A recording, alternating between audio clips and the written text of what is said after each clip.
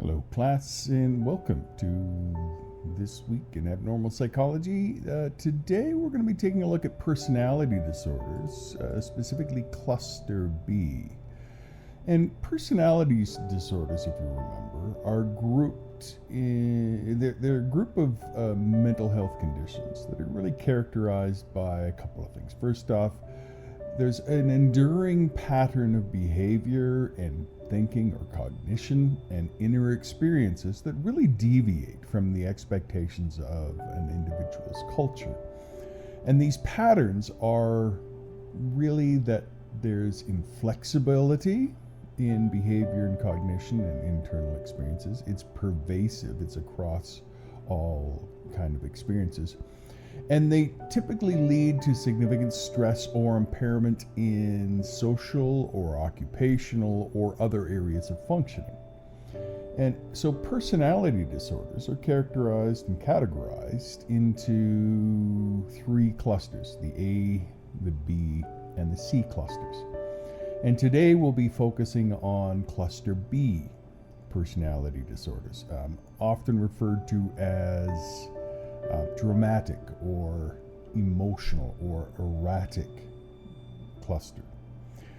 Now, cluster B includes four specific personality disorders. You have antisocial personality disorder, borderline personality disorder, histrionic personality disorder, and narcissistic personality disorder. And these disorders share some features such as difficulties with emotional regulation, impulsivity, intense interpersonal conflicts, and a pervasive pattern of behavior that significantly disrupts relationships and social functioning. So let's kind of just start off first with antisocial personality disorder. Individuals with antisocial personality disorder often show pervasive patterns of basically disregard for the rights of others. They don't really care about other people the way most people do. And this includes pervasive deceitfulness, manipulation, and exploitation. If they aren't committing crimes themselves, they are getting other people to do it for them. And they may act without considering the consequences. And this often leads to risky behaviors and some legal issues. There's also a significant lack of remorse or guilt after harming others. And the prevalence of this is more common in males, and this is the disorder that has the strongest association with criminal behavior. Particularly repeated unlawful actions or deceit or aggressive behavior and a failure to conform to social norms. Then there is borderline personality disorder. And individuals with borderline personality disorder, they tend to experience very intense but unstable relationships, often swinging between idealization, where the person is the best person in the world, to devaluation, where the person is worthless.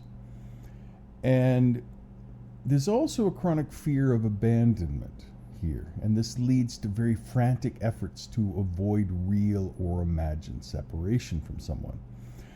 There tends to be very intense emotional reactions and mood swings and chronic feelings of emptiness.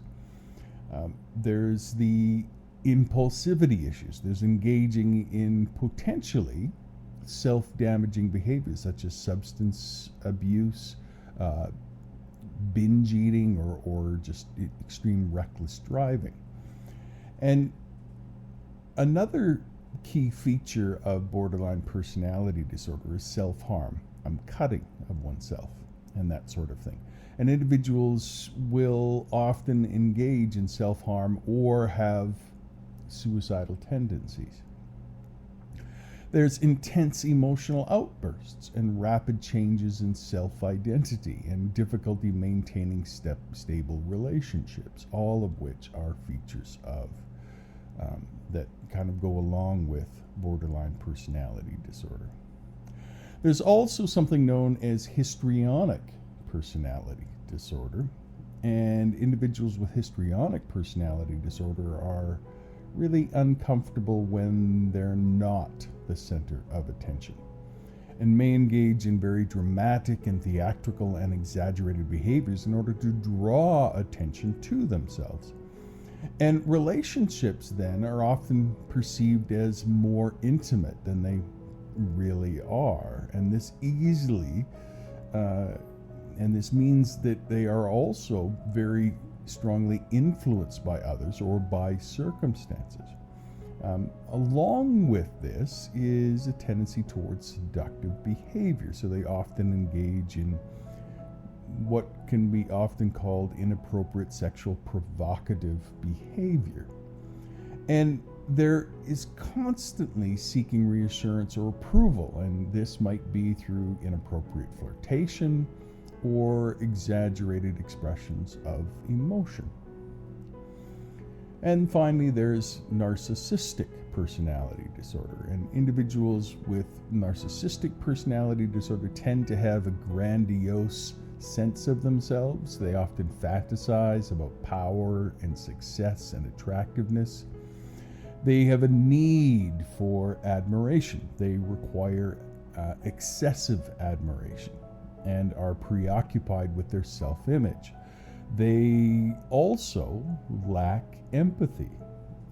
There's a significant lack of empathy for others and often exploit relationships for their personal gain.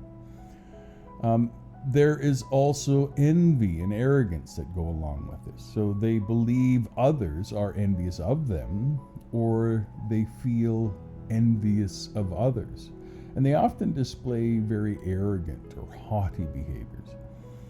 And so you would often see them being preoccupied with fantasies of success, or they seem to have a very strong sense of entitlement, or they have a history of exploiting other people and kind of violating the rights of others. So you can see that all of these kind of tie together. There's some subtle nuances between them, but there's a reason why they're all clustered together the way they are. And treatment of cluster B personality disorders really can be challenging. Really, all personality disorders are difficult to treat. But as individuals may, in this case, may not recognize that they are in need of help. In fact, they might see themselves far beyond most other people as far as their exceptionality and their giftings. And everybody else are little ants around them. But when it comes to treatments that are seen as kind of the best that we have at this moment are psychotherapies like dialectic behavioral therapy or cognitive behavioral therapy, and sometimes psychodynamic therapy as well. And the intention here is to start to adjust the thinking to recognize some of the consequences of their actions. It doesn't change the way they feel, but if we can change their thinking to some extent, at least we can reduce some of the impact on other people and on society, because there is a real impact on society here. Oftentimes these individuals do not really feel bad themselves, but people around them do suffer. There's also medications that can be used, but these tend to be for just kind of management of some of the minor symptoms like a sense of depression or anxiety or impulsivity. But it's not really considered the primary treatment. The other thing that it's important to do is to build a strong network and engage in group therapy, and that can be beneficial. So really, in essence, cluster B is kind of seen as a very complex and rigid pattern that deeply affects the lives of the individual, but even more so the lives of the ones around the individual. And so understanding the symptoms and behaviors and treatment options is really crucial, I think, for providing some effective support and care. As mental health professionals, it's essential to approach these disorders with some empathy and patience and a strong foundation in the therapeutic techniques. Now, what I'm going to do now is get in a little bit into treating a violent client because the basic standards of practice apply to them as they do to anybody else. And what I do want to do is to dive a little bit into the psyche of violent offenders. And the reason why I'm kind of adding violent offenders in here is that the vast majority of individuals that are going to be involved in violent behavior on a chronic basis will be people with things like antisocial personality disorder. And research has shown that, if there's, for example, if someone shoots at an FBI officer, statistically speaking, it's a high likelihood that they suffer from antisocial personality disorder, which is in the cluster B. So, tied in with that is a standard tool for forensic assessment for recidivism, and that is something known as the HARE forensic screen, or the HARE checklist for psychopathic thinking. And this is a test that's done to screen for psychopaths. Now, psychopaths are a little bit different from antisocial personality disorder, but as close as you're going to get. There isn't a DSM term for psychopath, but the closest you're going to get is the antisocial personality disorder. So here, I want you to kind of think of them as roughly equivalent. And the research has kind of shown that, around the world, it's fairly consistent. Between 1% and 5% of the population is going to display some of these traits. And that's part of the reason why I want to kind of look at them. And the thing is here that not everybody that is a psychopath ends up being a killer. Oftentimes you can have them as a researcher or a politician or a shrewd business person or a corporate executive. But because they do not feel or empathy or really care about the consequences, when left unchecked, they can cause profound harm to the community. And so that's something that I want to kind of just leave with you here. Now, as far as the HARE goes, it is basically a checklist of a number of the traits, things like grandiosity or like lack of empathy. Those kind of traits are the traits that we're looking for in the HARE psychopathy checklist. And so that's something that you can be mindful of, that when you see those traits, those are the kinds of things that we're looking for in antisocial personality disorder. Okay, so that's just kind of a basis for that. Now, let's go on and look at histrionic personality disorder. It's classified within cluster B of the personality disorders. And these disorders are really marked by excessive emotionality, erratic behavior, and attention-seeking tendencies. And histrionic personality disorder is particularly distinguished by a pervasive pattern of attention-seeking behavior. And it is really about an excessive need for approval, and this often manifests itself in exaggerated emotional expressions and a desire to be at the center of attention. So, to diagnose histrionic personality disorder, an individual must display at least 5 of the following criteria. First off, They must be uncomfortable when not the center of attention. So people with histrionic personality disorder actually feel distress. They feel unimportant or ignored when they are not the focus of a social situation. There's an inappropriate, sexually seductive or provocative behavior. So these individuals may engage in inappropriate flirtation or overt sexual behavior to gain attention, often in contexts where it is considered socially unacceptable. There's the rapidly shifting and shallow expressions of emotion. So emotions are often shallow and change very quickly. The individual's emotions may seem exaggerated or almost insincere to others. They feel a little bit fake. Speech tends to be excessively impressionistic and lack detail. So individuals with histrionic personality disorder often speak in a very dramatic way or a very colorful way that lacks the depth and specific facts that you would expect to find in a full, mature individual.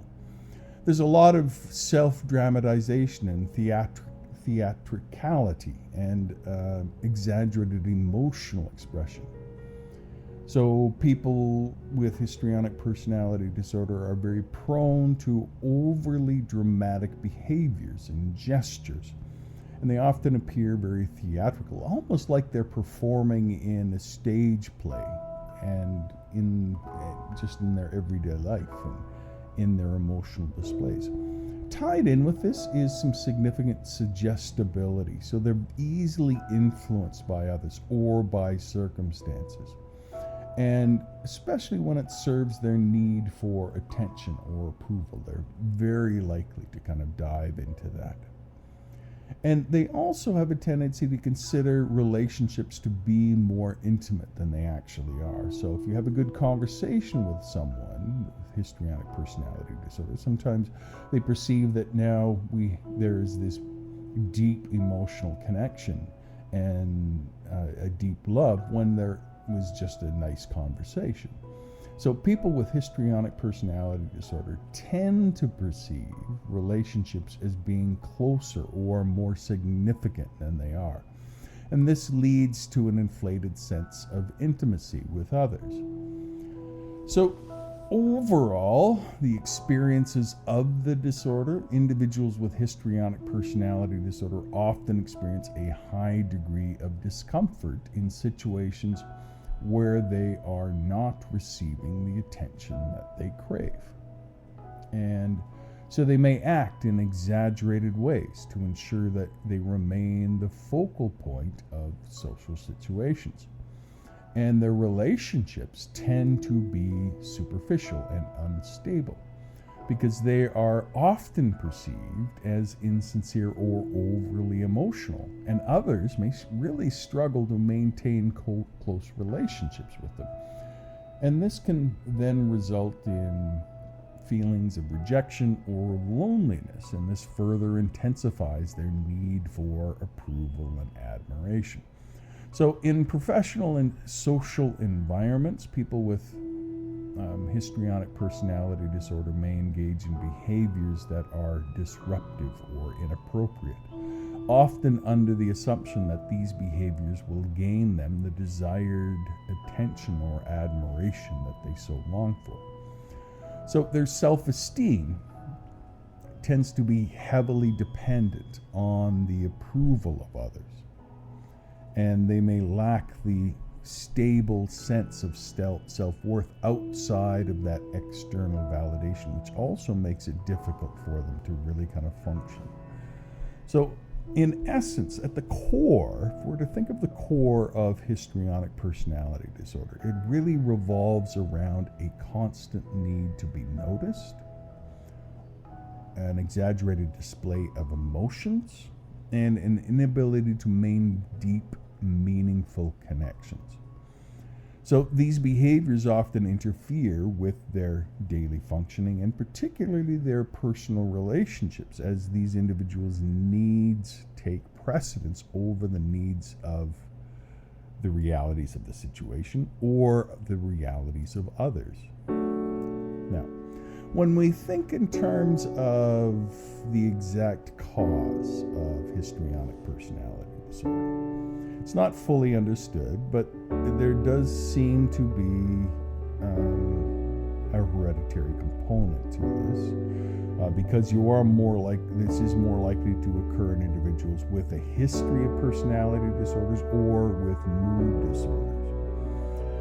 There are some childhood factors that seem to play into this, particularly parenting styles that are very inconsistent, or where there's excessive praise seems to lead to a reliance on external validation. So if a child who grows up in an environment where emotional expression is either overly encouraged or extremely repressed, so either of those two extremes, there may be patterns that develop. But we're not sure that that is a cause or just a correlation that tends to happen. There can also seem to be some psychosocial factors. Trauma or neglect in early childhood might lead children to attention seeking that ends up becoming ingrained within them. So it's a difficult thing to understand, to treat, and to deal with. But when we talk about treatment with histrionic personality disorder, again, it's very challenging due to the nature of personality disorders, that they're so pervasive and so rigid.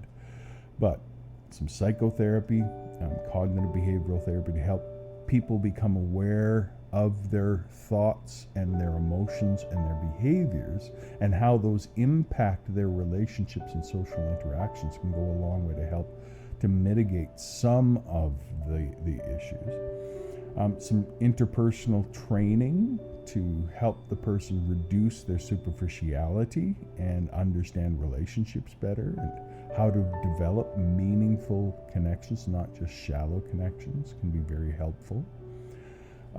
Medications have been shown to manage things like anxiety and depression that sometimes are associated with this. So while again they're not primary treatments, SSRIs, selective serotonin reuptake inhibitors, or mood stabilizers can kind of help with some of the emotional dysregulation that tends to be prominent within histrionic personality disorder. So again, histrionic personality disorder is really characterized by excessive emotionality and attention seeking, which significantly impacts the person's personal and as well as their social life. Let's take a little bit of time now and move on to narcissistic personality disorder, which is a disorder that's again marked by the same things as dramatic and emotional and erratic behavior. Now with narcissistic personality disorder, what makes it one of the factors that kind of makes it a little bit more of its own thing in that whole cluster is that pervasive pattern of grandiosity. Now you will see some of that in antisocial, but in this case, it is the grandiosity is both in their thinking and their fantasies and in their behavior. And so they have a need for admiration and, again, a lack of empathy, which is what makes a lot of these disorders so difficult, is that they don't really care who gets stepped on as they are kind of moving through getting their needs. So there's an exaggeration of achievements and talents, this grandiose sense of importance. There's expecting recognition as being superior without any commensurate achievements to go along with it. And so the individual believes that they are special and can only be understood by or should associate with other high status people or institutions. So they have a sense of entitlement. It's unreasonable expectation of especially favorable treatment or automatic compliance to their wishes. There tends to be an interpersonal exploitive behavior. So when they are around people, they expect people to be doing their bidding, to work towards their own ends. Tied in with that as well is the lack of empathy. There's an unwillingness to recognize or identify with the feelings or needs of others. And they also have this strong desire to be envied, or the belief that others do envy them. And so there's a sense of arrogance and haughty behaviors and attitudes that go along with this. Now, the experience with narcissistic personality disorder often is that they have very distorted self-perception of themselves. They view themselves as inherently superior. And this grandiosity is manifest through both their overt and their covert actions. Now, in professional and social environments, individuals with narcissistic personality disorder will tend to gravitate towards leadership or leading roles because that's where they truly believe their talents and abilities can shine. However, their need for constant admiration and difficulties in collaborating with others can lead to conflicts, as their exploitive nature tends to strain relationships and prevent healthy teamwork. So this pattern of thinking and behavior is profoundly pervasive and inflexible, leading to significant distress or impairment in social and occupational and other important areas of functioning. Now, again, where does this come from? Where's the etiology of narcissistic personality disorder? It's really believed to be the result of a complex interaction of genetics and environment and psychological factors. So twin studies into narcissistic personality disorder suggest that there's kind of a moderate heritability. It's not guaranteed, but you have a significantly higher chance if you have someone that's close to you that has narcissistic. There's this sense of grandiosity and a lack of empathy that does seem to come from that.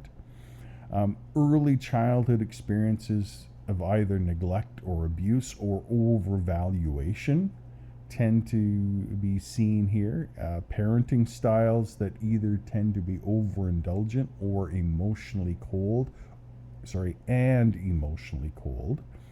tend to go along with this. And this might be that the parents had some kind of disorder along this line too. So we're not sure if it is the social part or the genetic part, but again, it is rigid and pervasive and will likely be there. So a lot of what we do in treatment again is helping the person, because there's this profound lack of insight and a reluctance to acknowledge their need for help.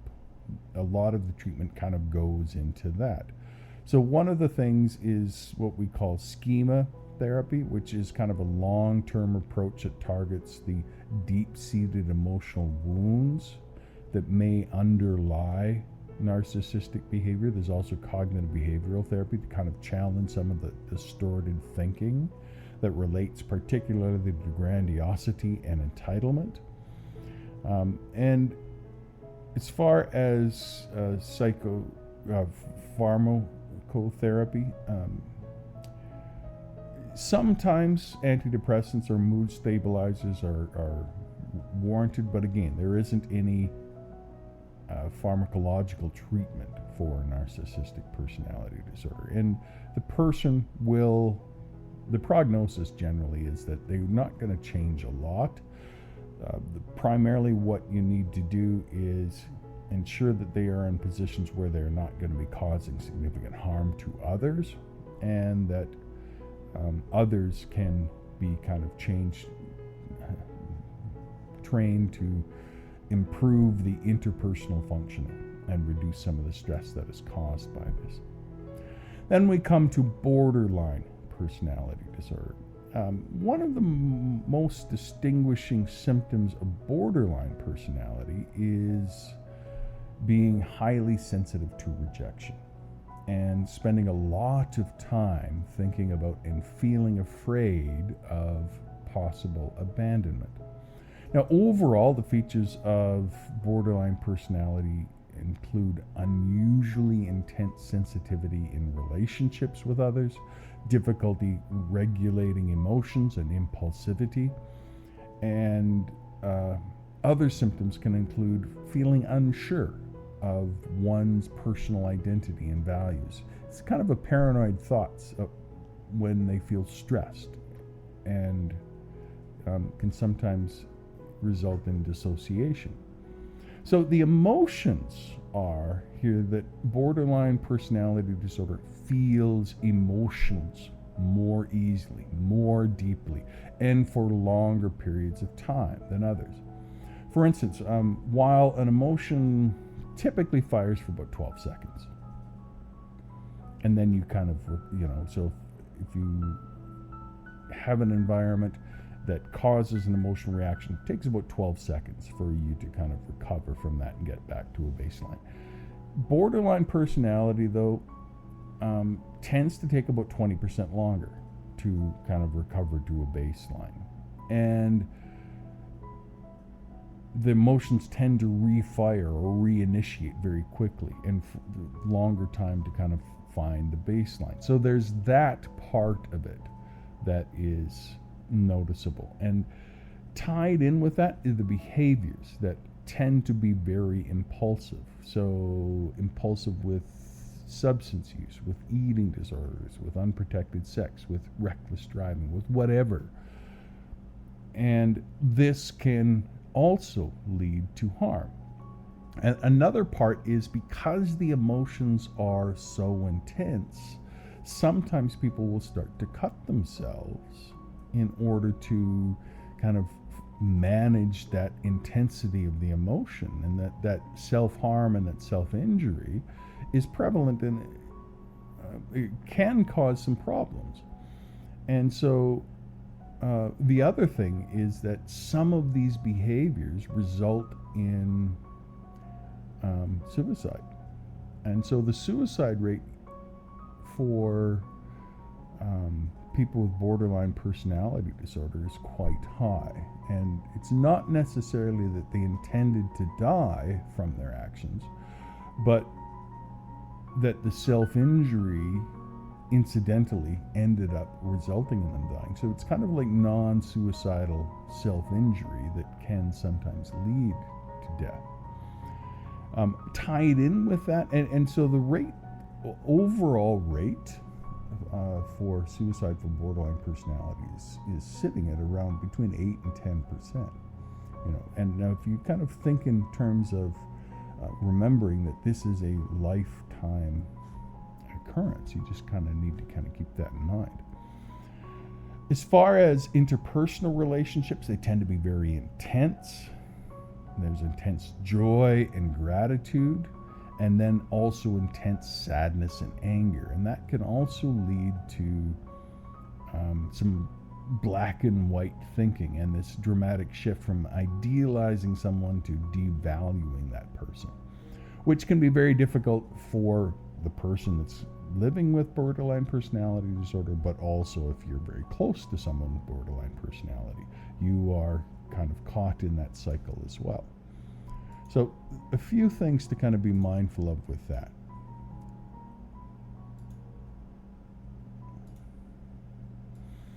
Now, I'm going to kind of close out there. The other thing that I would like to do, though, is encourage you to look at what's called dialectic behavioral therapy by Marsha Linehan. She is someone that is a therapist that actually lived with borderline personality disorder, and she's developed treatment for it.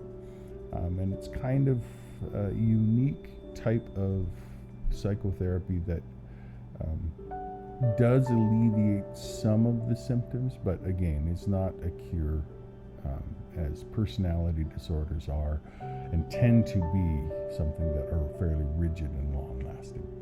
Hope you enjoyed this lecture, and I will see you next week. You take care. Bye-bye.